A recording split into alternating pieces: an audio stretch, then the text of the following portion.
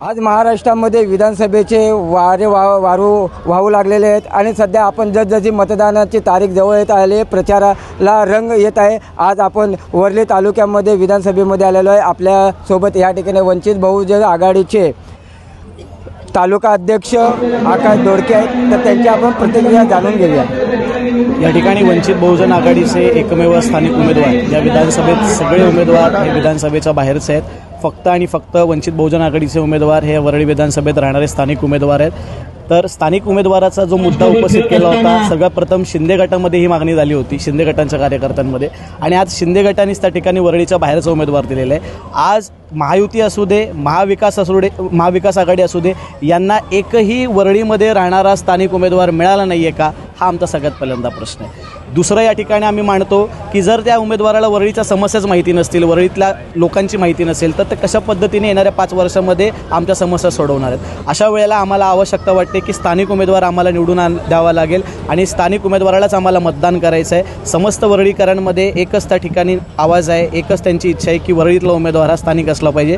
वंचित बहुजन आघाडीने स्थानिक उमेदवार दिलेला आहे, तुम्हाला संधी दिलेली आहे। येणाऱ्या 20 तारखेला तुम्ही या संधीचं सोनं करा आणि वंचित बहुजन आघाडीच्या उमेदवाराला मतदान करा। शेवटचा प्रश्न, ह्या ठिकाणी आंबेडकरवादी वंचित बहुजन आघाडी, त्याचप्रमाणे रिपब्लिकन पक्ष, दोन्ही उमेदवाराची नावं अमोल निकाळजे, अमोल रोकडे, तर आपल्या आंबेडकरी चळवळीचे जे मतदार आहेत, या मतदारामध्ये विभागणी होऊन दोघात भांडण तिसऱ्याचा लाभ असा प्रकार होऊ शकतो का?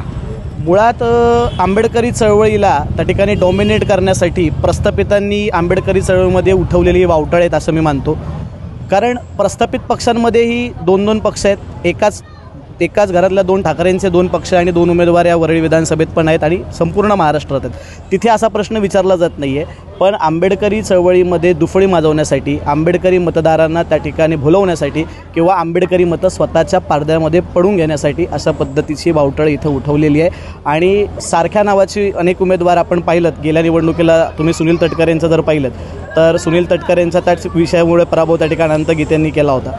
पण आता तसं झालेलं नाही आहे। लोकांना अमोल आनंद निकाळजे हेच त्या ठिकाणी वंचित बहुजन आघाडीचे उमेदवार आहेत, हे आज लोकांपर्यंत पोहोचलेलं आहे आणि येणाऱ्या 20 तारखेला तेच नक्की विजयी होते।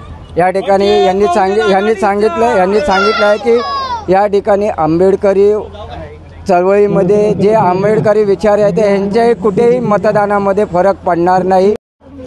या ठिकाणी आपल्यासोबत वंचित बहुजन आघाडीचे उमेदवार अमोल निकाळजे आहेत। आपण यांची या प्रतिक्रिया जाणून घेऊया की ह्या ठिकाणी बाहेरचे 3 उमेदवार आहेत, परंतु आपली याच्यावरती काय प्रतिक्रिया आहे? व्हेंटिलेटरवर असणारे हे वरळी विधानसभा आहे। 3 आमदार असताना इथे असणारं निकृष्ट दर्जाचं लोकप्रतिनिधीचं काम आहे। सर्वात महत्त्वाचं की मला उबाटाचे युवराज आदित्य ठाकरेंना एक प्रश्न विचारायचा आहे की मराठी भाषा आणि मराठी अस्मितेसाठी जेव्हा बोलत असतात, आपापली पाठ थोपटत असतात, पण मराठीत नामांकन सुद्धा भरू शकले नाही। त्यांनी आपलं नामांकन हे इंग्रजी शब्दात लिहिलेलं आहे। तर मराठी माणसाचा, मराठी वरळीकरांचा ते खुल्या मनाने माफी मागतील का, हा प्रश्न आदित्य ठाकरे जे युवराज आहेत त्यांना विचारला जावा।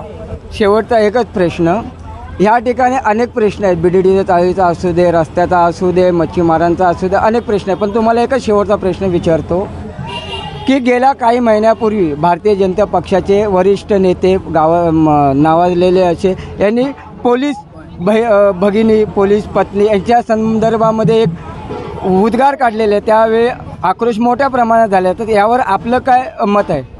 निश्चितच कुठल्याही बहिणींना, पोलीस महिला किंवा इतर महिला, अशा प्रकारचं वक्तव्य होणं हे निंदनीय बाब आहे। त्याचा तीव्र शब्दात निषेध करणं गरजेचं आहे। वरळीकर इकडच्या जनतेला आपण शेवटचं काय आव्हान करणार?